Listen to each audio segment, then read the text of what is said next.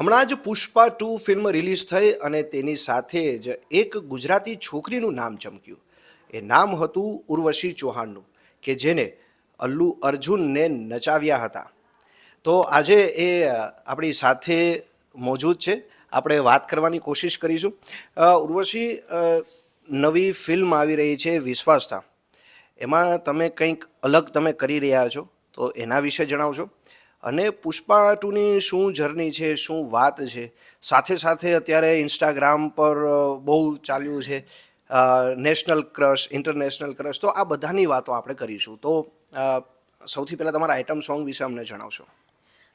તો એક ગુજરાતી મૂવી આવી રહ્યું છે વિશ્વાસથા કરીને, જેમાં મારું આઇટમ સોંગ આવ્યું છે. હવે તમે વિચારતા હશો કે ગુજરાતી મૂવીમાં આઇટમ સોંગ, તો યસ, તમે સાંભળ્યું. પહેલી વાર ગુજરાતી મૂવી, ગુજરાતી ઇન્ડસ્ટ્રીમાં એવું સોંગ આવ્યું છે આઇટમ સોંગ, જે તમે ક્યારેય બી નહીં જોયું હોય. અને એ સોંગમાં તમે જોશો કે એકચ્યુઅલીમાં ઉર્વશી કોણ છે. તો okay. It is a very amazing song. તો જ્યારે ફિલ્મ રિલીઝ થાય તો તમે પ્લીઝ જોજો અને please share your love and comments with me. Pushpa 2ને લઈને તમારું નામ બહુ જોડાય છે. તો ખરેખર એકચ્યુઅલમાં શું સ્ટોરી છે, તો મુંબઈ સમાચારના દર્શકોને કઈ રીતે એસોસિએટ થયા તમે? સૌથી પહેલાં તો હું બહુ ગ્રેટફુલ છું. તમે કીધું કે પુષ્પા સાથે મારું નામ જોડાય છે, એટલે આટલી મોટી મૂવી સાથે મારું નામ જોડાય છે, તો આઈ એમ અટરલી ગ્રેટફુલ. સો જર્ની સ્ટાર્ટ થઈ પુષ્પા 1 સાથે. અચ્છા, પુષ્પા 1થી જ જોડાયેલા છો તમે? Correct, Pushpa okay. વનથી. તો બેસિકલી હું જે માસ્ટર ગણેશ આચાર્ય છે, લેજેન્ડ કોરિયોગ્રાફર, જી. એની આસિસ્ટન્ટ કોરિયોગ્રાફર હતી. અને મને કોલ આવ્યો હતો કે એક સાઉથનું મૂવી છે, તો એના માટે આપણે જવાનું છે. મેં કીધું ઓકે. તો અમે હૈદરાબાદ પહોંચ્યા અને ત્યાં જઈને ખબર પડી કે ધ અલ્લુ અર્જુન છે આ અરે સોંગમાં. વાહ. તો I got very happy because already હું ડાન્સર છું અને Allu Arjun is a very great dancer. અને એમને હું ટીવીમાં લાઈક જોતી હતી એમના સોંગ્સ, અને લાઈક માય ગોડ, એમનો ડાન્સ આપણે જોઈને કે કેવી રીતના કરતા હશે, અને એમને લાઈવ જોઈને એમની સાથે કામ કરવાનું એ બહુ મોટી વાત હતી મારી માટે.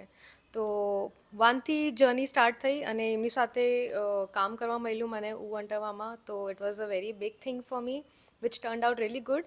અને 3 વર્ષ પછી પાછો મને ચાન્સ મળ્યો એમની સાથે કિસિક સોંગમાં ડાન્સ કરવાનો. તો that was again a cherry on the cake. So again I am very grateful કે અલ્લુ અર્જુન સર સાથે ઓપોર્ચ્યુનિટી મળી આટલા મોટા કલાકાર સાથે. આ મીડિયામાં જ્યારે આ સમાચાર વાયરલ થયા, અલ્લુ અર્જુન સાથેનો તમારો ફોટો વાયરલ થયો, તો એ પછી લાઈફ કેવી થઈ, શું બદલાવ આવ્યા? ઇન્સ્ટાગ્રામના ફોલોવર્સ પર તો શું બદલાવ આવ્યા, કમેન્ટ્સમાં શું બદલાવ આવ્યા, શું કહેશો?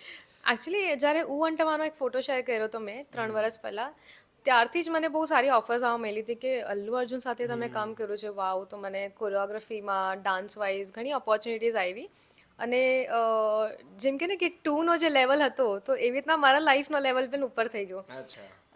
મેં ખાલી એક જેમ હરેક ટેકનિશિયન કે હરેક જે ઇન્ડસ્ટ્રીમાં કામ કરતા હોય, જે કંઈક રિલીઝ થાય પછી પોતાનું એક BTS શેર કરતા હોય, તો મેં બી એ રીતે શેર કર્યું કે મેં આ પિક્ચરમાં કામ કર્યું છે એ રીતે. તો મેં વિડીયો શેર કર્યો અને પછી આઈ સ્લેપ્ટ. અને પછી જ્યારે મેં ઉઠીને જોયું, તો it went from 2 million, 3 million, 10 million, 20 million, and now it is 60 million oh. Views. અને મેં જ્યારે કમેન્ટ્સ જોયા, તો મને સમજ જ નહોતી પડતી કે કેવી રીતે રિએક્ટ કરું. હું ટ્રાય કરું છું કે આજની ડેટમાં અત્યારે હું ટ્રાય કરું છું કે એક સિંગલ પર્સનને હું રિપ્લાય કરું, બિકોઝ મારા માટે બહુ મેટર થાય છે. એવરી આર્ટિસ્ટ માટે બહુ ઇમ્પોર્ટન્ટ છે, જે રીતે ઓડિયન્સ તમને સપોર્ટ કરતા હોય, તમને પ્રેમ આપતા હોય. તો all the credit goes to each and every one of you who have commented, liked and share my video. So it is just very unexpected. મેં વિચાર્યું નહોતું કે મને આટલો લવ અને સપોર્ટ મળશે. અને બેસ્ટ થિંગ વોઝ કે definitely because Allu Arjun sir હતા એટલે એ વિડીયો વાયરલ થયો. બટ 99.9% કમેન્ટ્સ મારા માટે હતા. તો લોકોએ ખરેખર મને મારો ડાન્સ, મારું ટેલેન્ટ અને મારું અપિયરન્સને અપ્રિશિએટ કર્યું છે.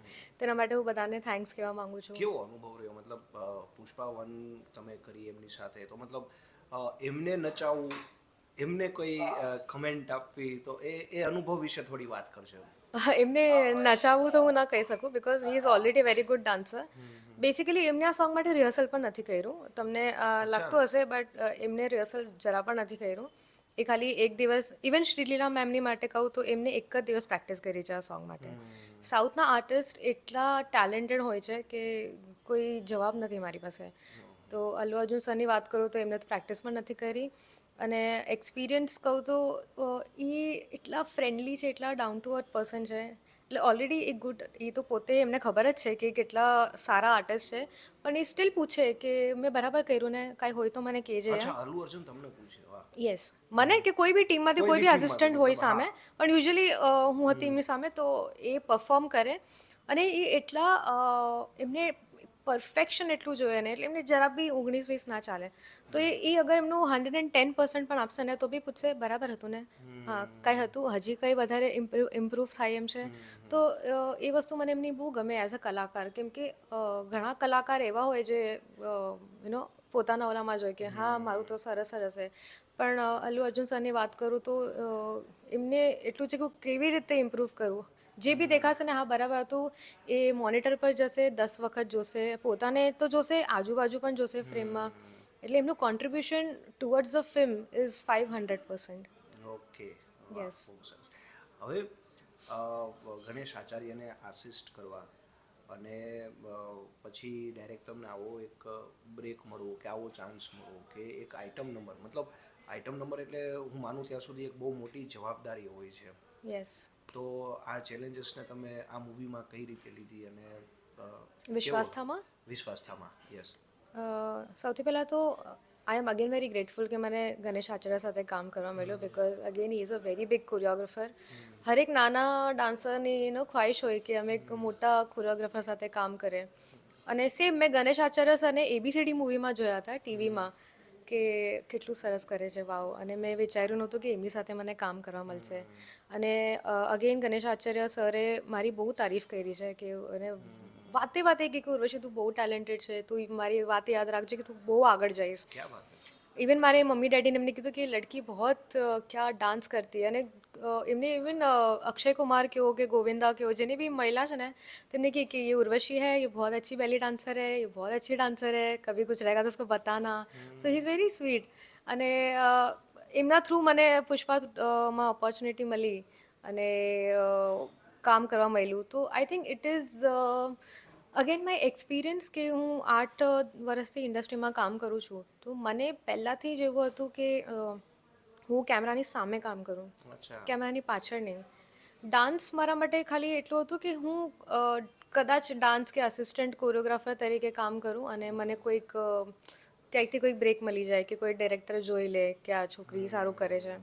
કેમ કે તમે ફોર એક્ઝામ્પલ કે તમને કોઈક સિંગર બનવું છે ને તમે સિંગર્સની હારે હોવ તો તમને ત્યાંથી પોસિબિલિટી વધારે હોય.